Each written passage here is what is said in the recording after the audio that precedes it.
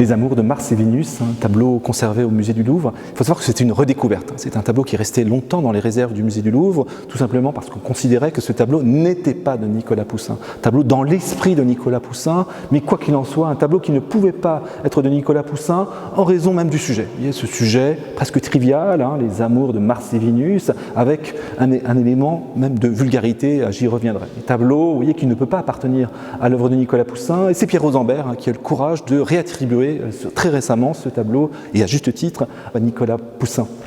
Alors, tableau étonnant, très singulier, j'insiste évidemment sur cette singularité qui explique la raison pour laquelle effectivement on refusait de voir dans ce tableau une œuvre possible de Nicolas Poussin. Parce que tableau trop érotique, tableau trop audacieux, tableau presque ludique et voire même vulgaire. Vous voyez, donc c'est le Nicolas Poussin de jeunesse. Nicolas Poussin arrive à Rome en 1624. Très rapidement, effectivement, il va faire de son pinceau le pinceau de l'amour. Vous voyez, le pinceau, il va chanter les beautés du corps, les désirs, la volupté.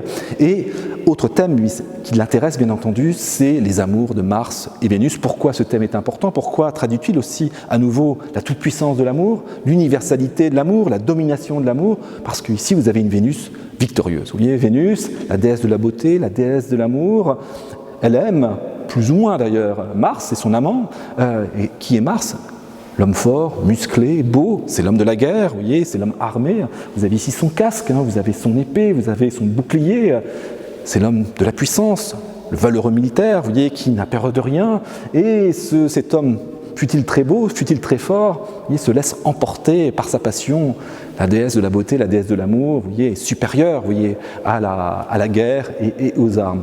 Et on voit très bien qu'ici, ce Mars est totalement donné à Vénus. C'est elle qui le domine. Vous voyez, il tente de la séduire, mais c'est elle qui est puissante. Elle est allongée, elle lève le bras, lui est contre elle, il s'approche d'elle, il fait un geste de caresse sur le menton. Il faut savoir que dans la tradition iconographique, depuis la Renaissance, ce geste est un geste extrêmement érotique. Il a perdu sa connotation aujourd'hui, mais au XVIIe siècle, c'est un geste d'intention sexuelle. Vous voyez, donc il est en train de lui dire qu'il la désire.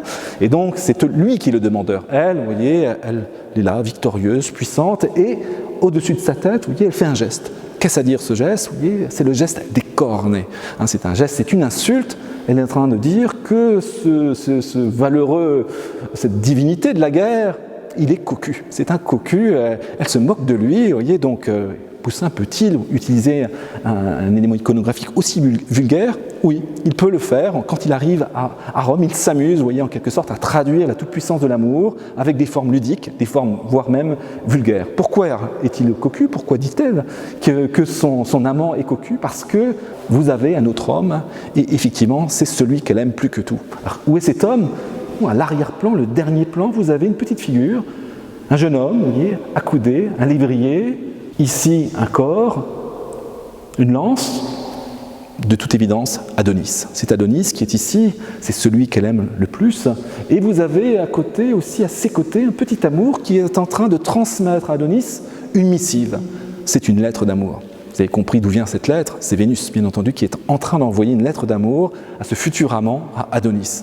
Et donc, de quoi est-il question? De la toute-puissance de Vénus. Vénus, elle domine le monde, elle régit le monde. C'est elle, vous voyez, qui contribue à cette beauté.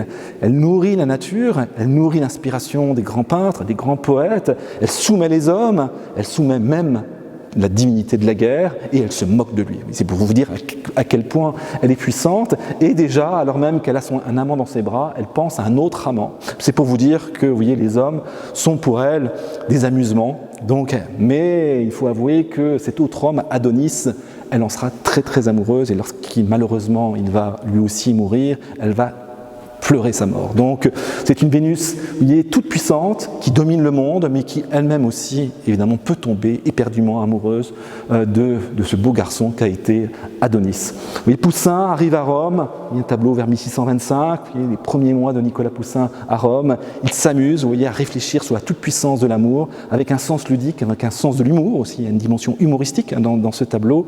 Et son dernier tableau, vous voyez, le tableau où il est question à nouveau, cette fois-ci, du mythe de Daphné et Apollon, question à nouveau de la toute-puissance de l'amour, mais cette fois-ci, un amour beaucoup plus réfléchi, beaucoup plus médité, où la mort est présente, où l'amour amène à la mort, mais quoi qu'il en soit, c'est l'ultime méditation de Nicolas Poussin.